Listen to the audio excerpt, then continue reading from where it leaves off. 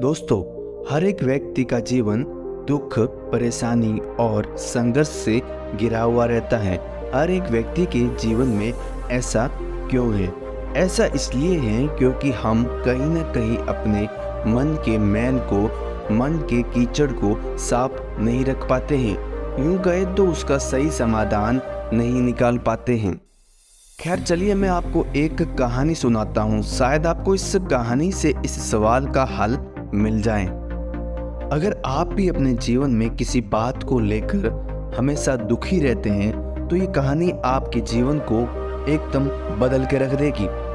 आपको करना कुछ नहीं है, बस 10 मिनट तक अपने कानों में हेडफोन को डालकर इस कहानी को अंत तक शांतिपूर्वक सुनना है। महात्मा गौतम बुद्ध के समय की बात है।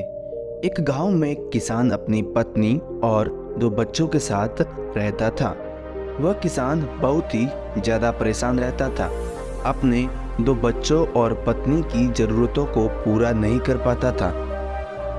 शायद यही उसकी परेशानी की सबसे बड़ी वजह थी। समय बीतता गया, उसकी परेशानियां परिवार की ज़रूरतों के साथ बढ़ती ही जा रही थी। वह दिमाग से और मन से बहुत अशांत रहने लगा था।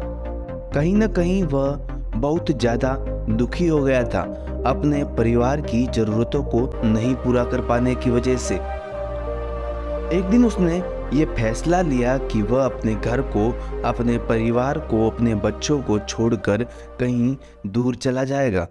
अंत में वह मनहूस दिन और काली रात आ ही गई, जिस दिन वह अपने परिवार को, अपने बच्चों को, अपनी पत्नी को छोड़कर घर से कहीं दूर चला गया। वह किसान चलता ही गया। रात से सुबह हो गई, सुबह से फिर दोपहर, दोपहर से शाम, शाम से फिर रात हो गई, फिर सुबह हो गई। उस किसान की मन की पीड़ा इतनी ज़्यादा थी कि उसके पैरों के छाले और पैरों से बह रहे खून के आगे फीके पड़ गए थे।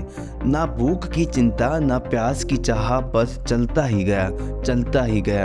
आखिरकार जंगल में चलते चलते उसका शरीर इतना ज़्यादा थक गया कि वह एक नदी के किनारे जाकर वहाँ गिर पड़ा। कुछ घंटों बाद उस किसान को होश आया। वह बेचारा इतना ज़्यादा प्यासा था कि तुरंत वह नदी के पास गया। जैसे ही वह पानी पीने के लिए हाथ पानी में डाला, उसे सामने नदी के उस पार कुछ लोगों का झुंड दिखाई दिया। उसने ध्यान से देखा तो उसे एक वृक्ष के नीचे महात्मा गौतम बुद्ध बैठे हुए नजर आए। वह तुरंत दौड़ के उनके पास गया और उनके पैर पर गिरकर बोला कि हे महात्मा, हे भगवान गौतम बुद्ध, मुझे अपनी शरण में ले लीजिए, मुझे अपना शिष्य बना लीजिए। महात्मा गौतम बुद्ध के शरण में आया हुआ कोई भी व्यक्ति खाली हाथ वापस नहीं जाता। ये किसान तो केवल उनका शिष्य बनना चाहता था। महात्मा गौतम बुद्ध जी ने उनकी मनोदशा को देखते हुए उसे अपना शिष्य बना लिया। महात्मा गौतम बुद्ध और उनके शिष्य वहाँ पर केवल विश्राम कर रहे थे। उनका विश्राम भी पूरा हो चुका था। वह किसान भी अब महात्मा गौतम बुद्ध जी का शिष्य बन चुका था। अब समय हो चला था आगे की यात्रा को पूरा करने की। गौतम बुद्ध और उनके शिष्य आगे बढ़ते चले गए। कुछ दूर निकल जाने के बाद गौतम बुद्ध जी को बहुत जोर की प्यास लगी। उन्होंने अपने इस नए शिष्य अर्थात किसान से बोला कि प्रिय शिष्य, जाओ, पास में एक सरोवर है, वहाँ से मेरे लिए पानी लेकर आओ। किसान बोला, जो आज्ञा भगवान। किसान सरोवर की तरफ चल दिया। सरोवर के पास जैसे ही किसान पहुंचा, उसने देखा कि सरोवर में बहुत सारे जानवर उछल कूद कर रहे थे। वे सारे जीव जंतु किसान को देखते ही तुरंत वहां से भाग गए। किसान बहुत ही खुश हुआ और उस सरोवर की तरफ चल दिया पानी लेने के लिए। परंतु जैसे ही किसान सरोवर के पानी की तरफ हाथ बढ़ाया, उसने देखा कि पानी बहुत ही ज़्यादा गंदा था। किसान निराश होकर वापस गौतम बुद्ध जी के पास आ गया। गौतम बुद्ध जी ने उससे पूछा, पानी कहाँ है? किसान ने दुखी भरे मन शब्दों के साथ कहा, हे भगवान, मैं जैसे ही उस सरोवर के पास पहुंचा तो मैंने देखा कि उस सरोवर में काफ़ी सारे जीव जंतु उछल कूद कर रहे थे और उनके उछल कूद करने की वजह से उस सरोवर के जमीन के तल में बैठी हुई सारी गंदगी, सड़े हुए पत्ते उस पानी में घुल मिलकर एक कीचड़ का रूप ले लिए थे। यही कारण है कि मैं वह पानी लेकर नहीं आया, क्योंकि वह पानी नहीं कीचड़ हो चुका था। महात्मा गौतम बुद्ध जी उस किसान की बातों को समझ गए और मुस्कुराते हुए उन्होंने कहा कि मैंने तुमसे सरोवर का पानी मांगा था, मैंने ये नहीं कहा था कि पानी अगर गंदा हो तो पानी लेकर मत आना। उन्होंने अपने दूसरे शिष्य से अनुग्रह किया कि जाओ और सरोवर से पानी लेकर आओ।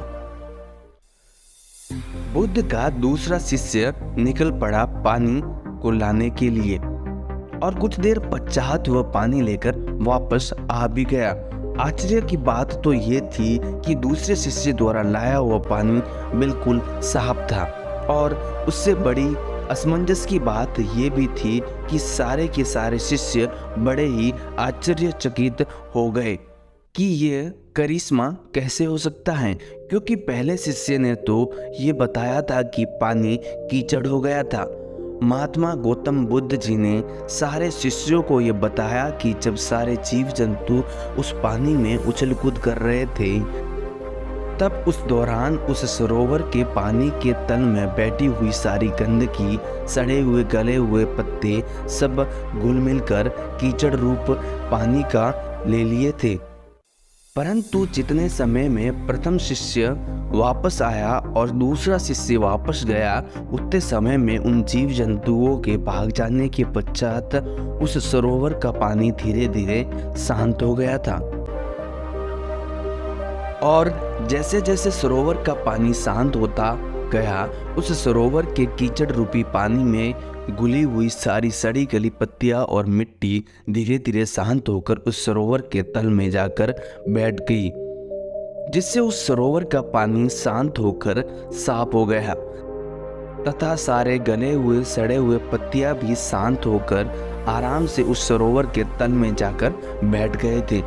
प्रिय शिष्यों, अगर उस सरोवर में किसी भी तरीके का कोई हलचल नहीं होता तो उस सरोवर की हर एक चीज जिसको जहाँ पर होनी चाहिए थी वह वहीं पर ही रहती। उन जीव जंतुओं के हलचल की वजह से सरोवर के तल में बैठी हुई सड़ी गली पत्तियां, मिट्टी उस शांत पानी में मिलकर एक कीचड़ का रूप ले लिए थे।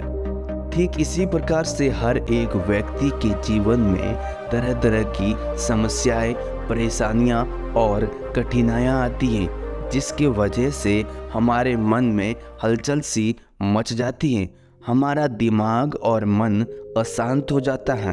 तत्पश्चात हम कोई गलत निर्णय अर्थात फैसला ले लेते हैं। परंतु अगर हम थोड़ा समय देकर उन कठिनाइयों, परेशानियों और समस्याओं के बारे में समझने की कोशिश करें तो मन की हलचल उस सरोवर की पानी की तरह शांत हो जाएगी, जिससे हम अपने जीवन में सही निर्णय का चुनाव करते हुए उसका समाधान निकाल लेंगे। किसान को महात्मा गौतम बुद्ध जी की सारी बातें बिल्कुल साफ साफ समझ में आ गई। उसे ये भी समझ में आ गया कि उसके परिवार में आई हुई सारी परेशानियां, दिक्कतें और जिम्मेदारियां भी इसी सरोवर के सड़ी गली हुई पत्तियों और मिट्टी रूपी कीचड़ की तरह ही है। बस जरूरत है थोड़ा समय निकालकर मन को शांत करते हुए उन परेशानियों, दिक्कतों के बारे में समझने और उसका समाधान निकालने की। दोस्तों, समय के साथ साथ हर एक इंसान की ज़रूरतें बढ़ती ही जाती हैं। हो सकता है कि किसी की ज़रूरत कम हो सकता है किसी की ज़रूरत ज़्यादा हो, लेकिन हमें उन ज़रूरतों को पूरा करने के लिए मेहनत तो करनी ही पड़ती है। हाँ, ये ज़रूर है कि मेहनत करते वक्त हमें बहुत सारी कठिनाइयों और समस्याओं का सामना भी करना पड़ता है। इसी वजह से बहुत बार हमारा मन अशांत हो जाता है। और निराश हो जाता है। दिल दिमाग में एक अजीब सी हलचल होने लगती है जिसके वजह से हम गलत फैसला ले लेते हैं।